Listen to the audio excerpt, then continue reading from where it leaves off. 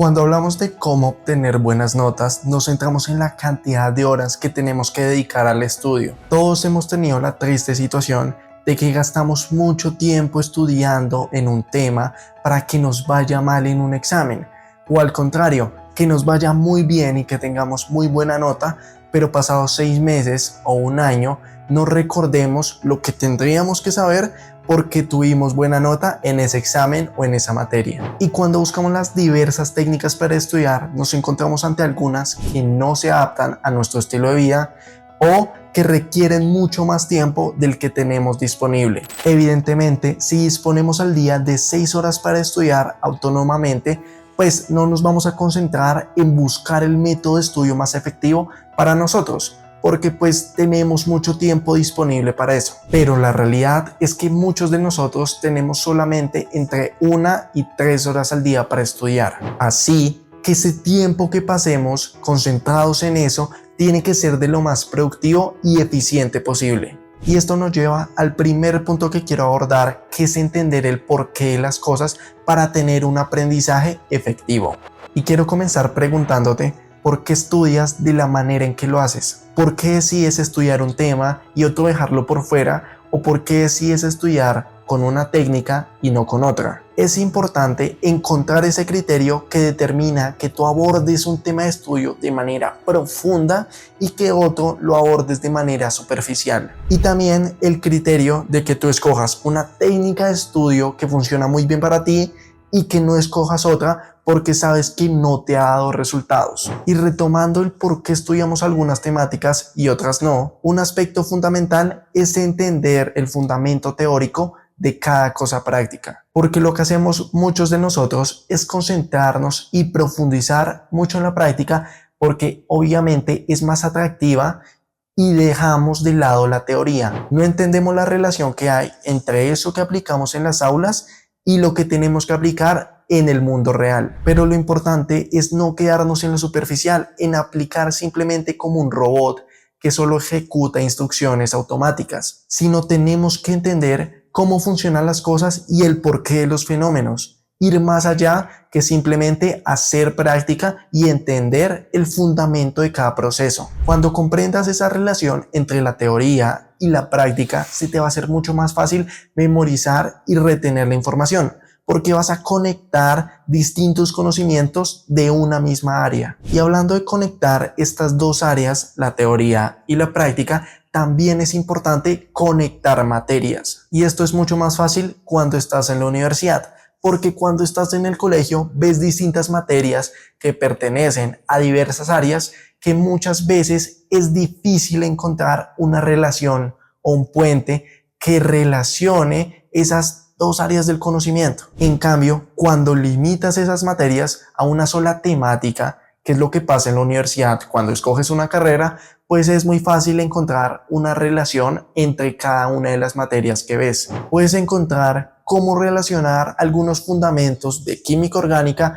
con otros conceptos de biología molecular, lo que te permite ir formando lo que se llaman redes conceptuales que te permiten facilitar más la retención a largo plazo, porque cuando recuerdes un concepto y cuando comprendas un concepto, ese te va a llevar a otros distintos si haces bien esa relación, y así se te va a hacer mucho más fácil aprender y recordar los distintos conceptos porque has establecido un puente entre cada uno de ellos. Y es que no se trata de memorizar por memorizar con las distintas técnicas que hay, sino se trata de establecer una relación lógica entre dos conceptos y también comprender el funcionamiento de cada proceso y el comportamiento de cada fenómeno. Enfocándonos un poco más en lo que tenemos que hacer durante la clase y dejando de lado esos aspectos generales del estudio que te mencioné, tenemos que entender que hay dos puntos de vista: la persona que toma apuntes de todo lo que dice el profesor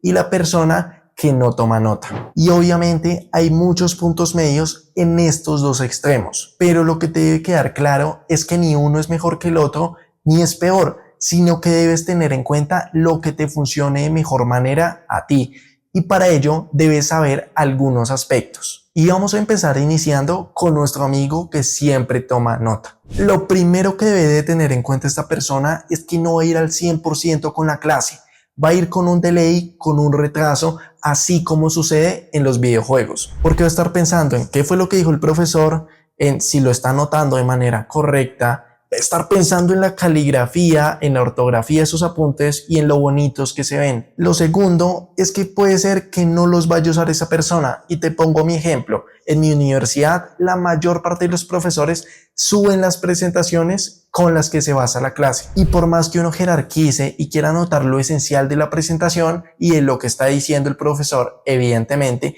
siempre habrán cosas que se le van a quedar por fuera. Y lo que la mayoría de la gente hace por este mismo problema es revisar otra vez la presentación y complementar o hacer nuevos apuntes. Entonces a veces se dejan de lado esos apuntes que tomamos durante la clase porque la presentación puede estar mucho más completa. Y asimismo, cuando anotamos, muchas veces no sabemos anotar porque muchas veces hacemos un copy-paste de lo que dice la presentación. En vez de hacer nuestros propios apuntes y poner lo que entendimos y lo que no entendimos, o las preguntas o los conceptos, simplemente por el afán de que tenemos que anotar lo mismo que está en la diapositiva, anotamos eso, exactamente lo mismo. Y pues, como te dije, si te suben la presentación, no vas a terminar usando esos apuntes. Ahora bien, nos vamos a pasar con nuestro otro amigo que no toma nota. Lo que tiene que tener en cuenta esa persona es que primero le va a ser mucho más fácil distraerse con elementos externos, porque al final la atención que le preste al profesor depende de toda la fuerza de voluntad, porque no va a tener ningún recurso que le permita, digamos, estar atento por medio de la escritura o por medio de que tengo que copiar lo que está diciendo el profesor. Y cuando le llega una notificación en el celular, se pare una persona al baño o vea que está lloviendo, pues se va a distraer mucho más fácil que una persona que sí está tomando apuntes. Pero esto también tiene un pro, y es que va a poder y va a estar en toda la responsabilidad de estar al 100% con la clase. Y su preocupación ya no va a ser pensar en lo que tienen que anotar y pensar en lo que dijo el profesor, sino su preocupación cambia y ahora es simplemente atender a la clase y comprender todos los conceptos que se están mencionando. Y el último punto a tener en cuenta para esta persona es que se tiene que esforzar en buscar fuentes externas, ya sean primarias o secundarias, en su estudio individual, porque como no tiene apuntes, va a tener que recurrir a libros, las presentaciones, artículos o videos que le permitan estudiar por su cuenta. Así que obviamente va a tener que buscar en otras fuentes externas y no se va a quedar con lo que dijo el profesor. Ahora bien, ya sabemos los dos puntos de vista que hay que tener en cuenta durante la clase, pero cuando llegamos a la casa tenemos que conocer por lo menos las diversas técnicas de estudio para ir probando cuál se adapta mejor a nosotros y cuál nos demuestra mejores resultados. Pero sí es verdad que hay 4 técnicas que han demostrado ser de lo más eficientes y productivas en términos de tiempo y que han demostrado también tener los mejores resultados en términos de retención a largo plazo de conocimientos. La primera es la Cornell Technique para los que les gusta tomar apuntes en clase o en casa de manera física. Y esta se basa en dividir una hoja en distintas secciones que te permitan organizar y reconocer la información esencial. En la sección de arriba vas a escribir toda la información genérica, esos datos secundarios que puede ser que aparezcan, pero que aparentemente pues no son tan importantes. En la parte izquierda vas a escribir los conceptos que se abordaron durante la clase y las preguntas que te quedaron. Y en la parte derecha vas a escribir toda la información, digamos las notas generales de la clase.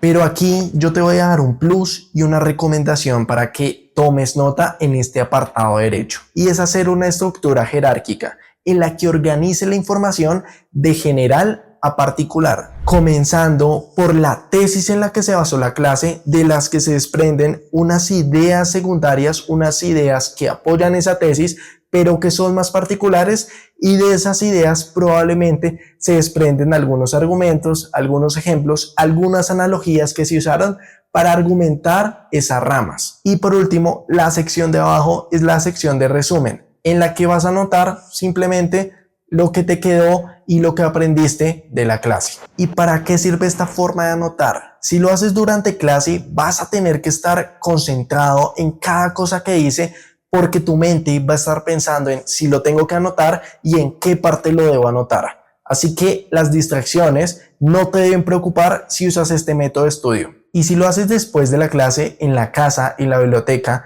no solo te ayuda a repasar, sino a pensar otra vez en lo que viste y a organizar toda la información de manera más estética y de manera que tú puedas identificar rápidamente y visualmente la información esencial.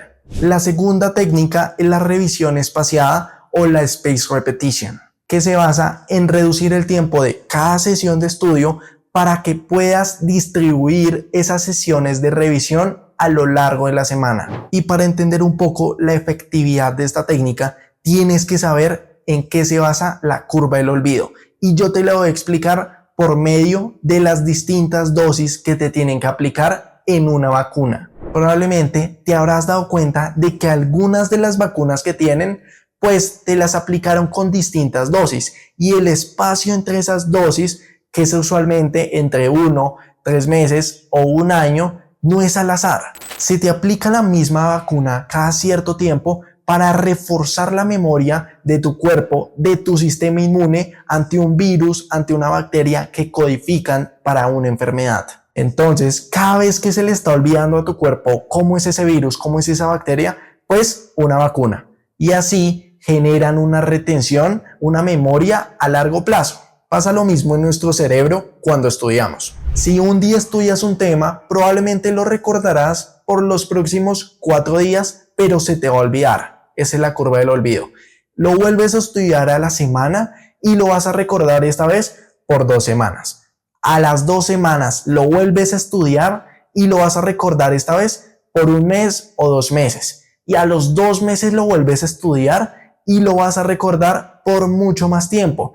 Eso es la repetición espaciada, que combate esa curva del olvido a largo plazo de lo que aprendemos. La tercera técnica es el Active Recall. Probablemente te ha pasado que estás estudiando con apuntes en mano y los dejas de mirar o por alguna razón se te refunden y los pierdes y no recuerdas de lo que estabas estudiando. No recuerdas de muchas de las cosas que ya habías estudiado, porque estamos acostumbrados a estudiar en compañía de recursos externos como lo son los libros, las presentaciones o los artículos. Y aquí es donde entra esa técnica que te permite reforzar el cerebro al limitar el uso de recursos externos al estudiar, con el fin de que se nos facilite más aprender nuevas cosas, dejando los libros, los artículos, las presentaciones o tus propios apuntes de lado. Esta técnica es una de las que requiere más fuerza de voluntad, porque obviamente dejar lo que hemos hecho y en lo que hemos puesto mucho empeño, como lo son los apuntes, es muy difícil para nosotros. Y tu mente va a estar trabajando a full porque va a estar recordando todas esas cosas que estudiaste con esos recursos, con esos apuntes, pero que ya no los tienes. Y para darte algunas ideas de cómo puedes implementar esta técnica, es hablar con amigos o compañeros, estudiando en grupo o en una conversación, caminando o en una cafetería en la que simplemente estén ustedes dos y obviamente no con cuaderno en mano, sino cada uno diciendo algunas de las cosas de los temas que deben estudiar. O también, y esta la uso mucho yo, es caminar hablando solos con nosotros mismos. Y aunque parezcamos esquizofrénicos, porque sí, yo voy caminando y veo una persona hablando solo y digo, ok, es como raro, también nos sirve mucho para practicar esta técnica, porque vamos a estar concentrados caminando hacia un lugar y simplemente mencionando todas las cosas que tenemos por estudiar. Y te vas a dar cuenta que cuando hacemos esto, muchas veces recordamos también por el lugar o por un acontecimiento que surgió en ese momento que estamos estudiando ese tema. Y la última técnica que te quiero mencionar es la Feynman Technique, que se basa en la explicación de cualquier tema, por más complejo que parezca, de una forma tan sencilla que lo puede entender cualquier persona, hasta un niño de 5 años. Y es que cuando avanzamos en el mundo académico, nos damos cuenta que muchos de los libros, muchos de los profesores empiezan a usar un lenguaje muy especializado. Y nosotros no nos quedamos atrás, sino empezamos a hacer lo mismo. Pero el dominio del tema solo se da hasta que podamos manipular y jugar con un concepto, con un tema, para explicárselo a cualquier persona independientemente del campo que sea. Sin usar lenguaje especializado o complicado, recurriendo a técnicas como experiencias, como ejemplos o como analogías que cualquiera pueda tener. Y para aplicarlo es muy fácil. Probablemente tendrás amigos que no estudien lo mismo que tú y que estén un poco distanciados de esa área. Intenta explicarles un tema que quieras estudiar y que quieras dominar y profundizar a ellos. Y también te enfrentarás a preguntas que muchas veces la gente que está en tu mismo campo pues pasa por alto, pero esa gente que no sabe nada y que tiene menos conocimientos de esa área pues te va a hacer, y si no la sabes responder, pues te va a tocar profundizar mucho más en ese tema. Y es en ese momento cuando te vas a apropiar del conocimiento, cuando vas a poder jugar con un tema de tal modo que si alguien no entiende de una forma, pues vas a poder recurrir a analogías, y si no, con ejemplos, y si no, metáforas, cualquier cosa, porque tú tienes una apropiación de ese concepto o de ese tema. Así que hasta aquí el video de hoy, espero que te haya gustado, deja tu comentario, un like, suscríbete y nos vemos la siguiente semana.